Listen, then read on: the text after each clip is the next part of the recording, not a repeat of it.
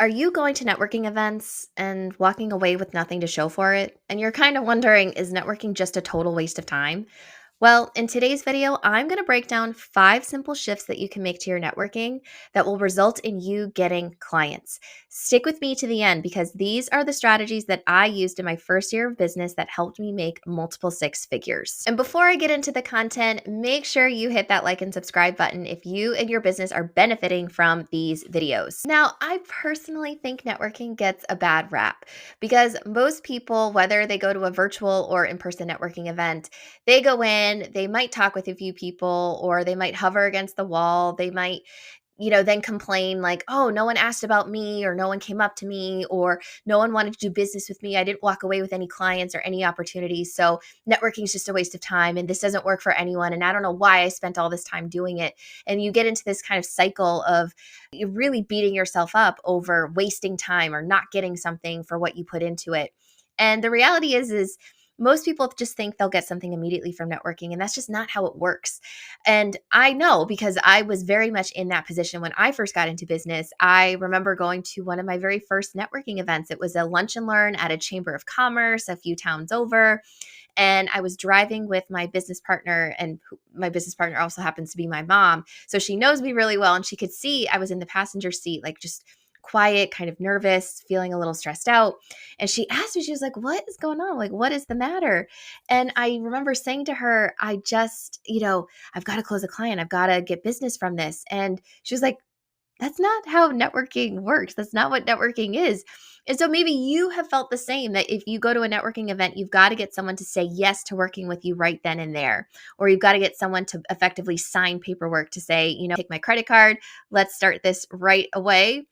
Well, that's not how it works. And at the same time, there's a lot of business owners that will go in and they have no expectations at all. They'll just say, I'm going to go in and see what happens. I'm going to go in and hope to find a client or hope to find some business. Well, that's not really a strategy. That's hope. So we want to turn that around. So A, you're not putting all this unreasonable pressure on yourself to make networking turn into something that it's not. And B, we also want to get you out of this cycle of just hoping that something happens.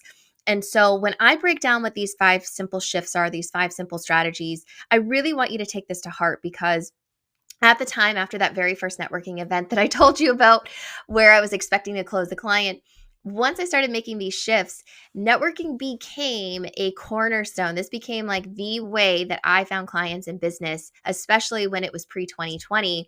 And at the time, I wasn't using really any social media at all. So just from networking alone, I was able to generate multiple 6 figures. And this is not a stretch that you could very easily do the same depending on what your business is. You might even be able to do more. But when you implement these correctly, you will create a networking system that is going to work for you time and time again, so that whether you want to do more online social media, just doing things virtually, you can absolutely do that. But you can also really rely on networking as a strategy for finding clients. Now, as I break down these 5, I want you to be thinking about, okay, where have I been dropping the ball, or where have I been just, really not thinking strategically as a business owner about this, and latch on to maybe it's 1 or 2 of these tips. Maybe it's all of these tips that you need to be implementing. But in any case, apply these as they make sense for you. And the other thing is that these 5 tips can work for whether you're going to an event that is specifically labeled like this is a networking event, or whether you're going to something like a conference where there's networking opportunities blended in. These 5 strategies will work in either one of these scenarios. So let's get started. Now, the first is you need to get strategic. Not all networking events are created equal. And so, well, it's safe to say if you go to Google or Eventbrite or any social media platform and you're looking for networking opportunities, there are an abundance of them. And I was probably one of the first to, say like, I'll go to any networking event when I got started in business. I drove here and there and everywhere, and I went to all these networking events. And I quickly realized these are not all going to work for me. And I want you to be thinking about when you're looking for a networking event, use some simple criteria to decide if it's the right event for you. Now, if I'm going to go spend my time networking, I need to make sure that there's at least 50% of the room is made up of my ideal clients. and I know that I could potentially find a client in there and nurture the relationship after that and turn them into a client and we can work together. Or I know that I'm going to be going to this event and there are referral partners, people who are working with similar clients, but they don't do exactly what I do, but they could refer someone to me. I'm looking at, okay, if this is an event, can I see who's attending? In some instances, you can. In other instances, you want to look at the title of the event, the purpose of the event, and think about, would my ideal client be going to this, or would a referral partner be going to this? And is that going to be a good use of my time? So then if you're feeling like, well, I'm doing all these events and I'm not getting anything from it, chances are it could just be because you're not going to the right ones. And this also releases that pressure of networking needing to be this really time-consuming activity. When you're strategic and you pick really thoughtful ones to attend, again, whether it's online or whether it's in person, this is where you're going to start seeing that shift in, oh, quote, getting something from this, whether that's more sales calls, whether that's more referral partners and opportunities. And it could even turn into other things, right? You might meet someone and get a speaking opportunity. You might find and discover another networking event, but you really want to, with this first one, just be thinking about, am I spending my time going to the right ones? This sounds very obvious, but I think sometimes in our efforts to, I need to get out there, I need to go meet people, I need to go find business, we just go to everything when we really need to be a bit more selective. And at the beginning, if you're newer in business, I just want to add this before I get into point number 2. If you're just getting started in business, you may not know which ones make sense for you. You may have to go to a few to discover, this one's the right fit for me, this one is not the right fit for me, or I like this style and it works for me, or I don't like this style over here and I'm not going to, spend my time going to that again. So just be patient, especially in the beginning. You may have to go to a few to figure out if these are the right ones for you. But if you've been in business a while, chances are you've done enough to realize which ones are going to be a good use of your time. Now, number 2 is pay to play. And here's what I mean by that. Some networking opportunities are going to be free. You don't have to pay. You can just attend and, you might be able to, find a good amount of those to go to. But I'm of the mind where sometimes you get what you pay for, literally, right? And sometimes free and relying on free opportunities is not always the best route to go. And here's why. When you pay to play and choose to invest in your networking opportunities, this is the way you're going to find more serious rooms, people who are going to this networking event maybe with the same intention that you have, which is, I want to find clients, I want to grow my business, I want to find opportunities. When you meet with people who are investing money themselves into that time, it's going to change things. And so you're going to find networking opportunities in a pay to play model that range widely, right? Some are going to be under $100. Some are going to be, a couple $100s. Some are going to be more than $1,000. It just depends. So for example, you may go to a one-off event where the fee to attend is like $30 to $50. And this might be an opportunity to just go and meet with some local business owners and it works, right? You meet some potential clients or you meet a great referral partner. And it might be a one-off. Some models that ask you to invest a little bit more are networking opportunities that meet more consistently. So for example, I spent years in a BNI chapter. So BNI is Business Networking International. It's seat exclusive, meaning that you join a chapter and you are the only person representing that trade, that profession in that particular group. So I was the business consultant in a group for 3 years, and I invested the time, the finances, and the energy and the effort to really get to know the members. And you were required to bring something each week, whether that was a referral, whether that was a visitor. And so because you had to invest the time, energy, and effort and the finances into it, people were just more serious in that room. And I found that it was a better use of my time to be in that particular group as opposed to just chasing all these free events. Now and on the other end, you can spend a lot more money by choosing to join, groups, whether that's a mastermind or whether that's a private, I joined coaching groups back in when I first got started and invested well over five figures and more, because I knew the types of business owners that would be in those groups, that they were paying to learn a specific skill, but they were also there to network and meet other people. And that's how I started really meeting business owners who were outside of my state and outside of my region here in the United States. So think about it. you want to have sort of a blend, right? You want to have some free that you're going to, some that are probably low fee that are one off, but might be a good use of your time. Like maybe it's going to a chamber event, or maybe you're going to say, I really want to take networking seriously. I want to join a networking group like a BNI chapter, like an eWomen, for example, where I have to pay, but I also have to put time, energy, and effort into it. But so are the other members, and I'm going to get something for it. And you might also decide to invest, whether it's now or down the line, in joining, masterminds and groups or inner circles. You'll hear a lot of people in the coaching industry use those terms. Those are great ways to network in the pay to play model. So point with number 2 is just vary the types of events that you're going to. Number 3, have a purpose. Now, this isn't just, I'm going to go close a client right then and there. That is not how it works. And you're going to be sorely disappointed if that's the strategy that you use. But have a purpose means, am I going into this room because I am looking to find my next client? Maybe that's the case for you. I need to get some clients in the door, and that's what I'm looking for. It could also be, I'm looking for more referral partners because I love getting referrals from, I don't know, if you're a bookkeeper, maybe you love getting them from business coaches or CPAs or financial advisors. So I'm going to look for those types of people in this room and start to foster a relationship with them.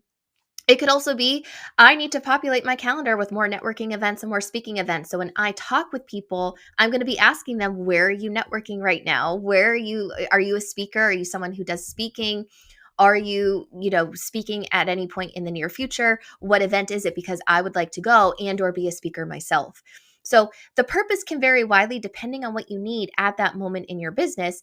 And it could be the same over time. Like, I just want to use this to find clients, or it could vary depending on what's going on in your business at that time, whether it's a specific season or a specific time of year.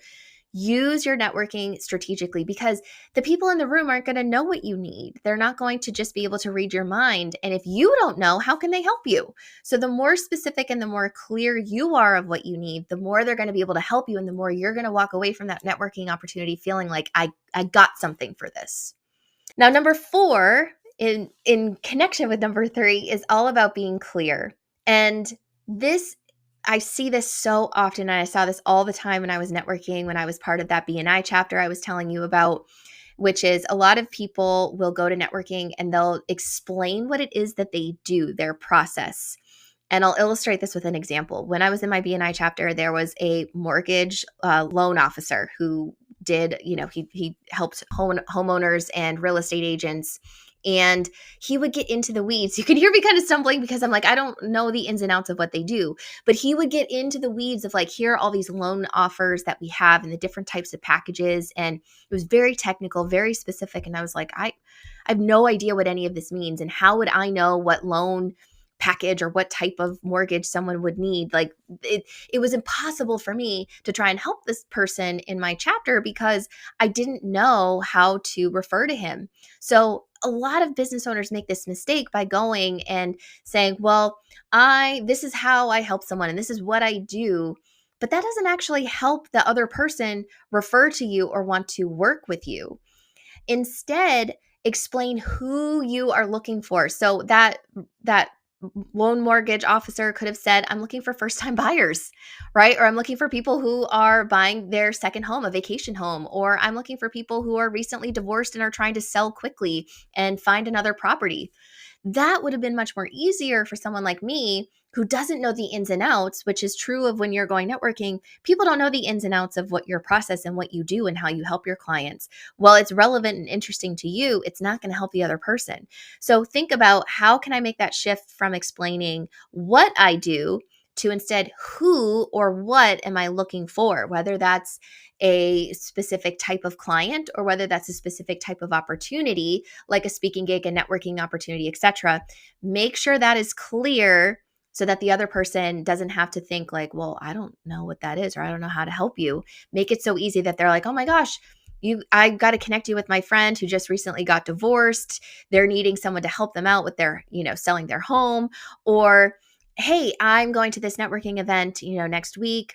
Sounds like it would be a good one for you. Again, you're going to feel like you're walking away with a good use of your time.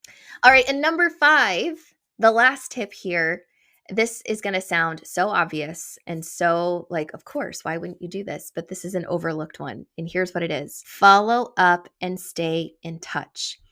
A lot of times, if you do 1 through 4, you're going to feel very excited by what's happening in your networking. You're going to walk in with a purpose. You're going to be excited to connect with people. You're going to get some contact information and you're going to feel like you're on fire. But that's not when it stops. You've got to keep the process going by following up with people and staying in touch. And the good thing is a lot of this can be automated. So following up just means, you set up a time to meet with them. Again, whether this is a potential client, whether this is a referral partner, it doesn't matter which category they fall into. Set up a time to meet with them, send them some materials of, how they can best show up to the time with you, whether that's information about who you are and what you do, how they can refer to you. There's lots of different resources that you can share with them. That's what you could do, like, just right up front. A lot of people drop the ball because they start the next day and they're busy in their business, and then 2 weeks go by and they just haven't connected with that person. And chances are that other person's probably forgotten who you are or has moved on themselves to something else. So just right away, there's something you can do to connect with them. Now, as far as staying in touch with them over time, you can decide if this is a referral partner, I want to meet with them monthly or I want to meet with them quarterly. This could be something in person or via Zoom. You can do that. And the benefit of that is you've got to stay top of mind, especially if this is a referral partner. And you've got to stay top of mind by either sharing resources with them, maybe it's once a month, meeting with them once a month or quarterly, as I mentioned. It just depends on the type of referral relationship you want to build with them. And, from there, whether it's meeting with them, you can again decide, like, I'm going to send newsletters via email to this specific group of people because I want them to know what I'm up to in my business, how I'm helping people, exciting new offers that I'm putting together. And this sounds obvious because, you might be thinking about yourself and like, oh, I do these things, right? I create new offers. I'm doing exciting things in my business. I'm, changing who I'm working with because these circumstances are happening, but you just don't communicate it. So no one knows how to help you. And so if you meet someone at a networking event and you think you're going to be great referral partners, you've got to nurture that beyond just that initial meeting. And again, that person is probably not going to consistently go to your social media page. They may not think to reach out to you consistently themselves because they're busy. So if you do the legwork of, just staying in touch and creating that clear communication channel, that's when you're also going to see over time that relationship benefiting you. So once you make the shift, again, you might need all 5 of these strategies to be shifted in your networking efforts, or you might isolate 1 or 2 and focus on those the next time you go to a networking event. So at this point, you've now reflected on your own networking and you're thinking about, well, how can I be more strategic? Which strategic networking events make the most sense for me? If I'm going to pay to play, which ones do I want to invest in? Am I being clear? Do I know what I want to be looking for when I go networking? Well, these are all great questions that you do not have to try and figure out on your own.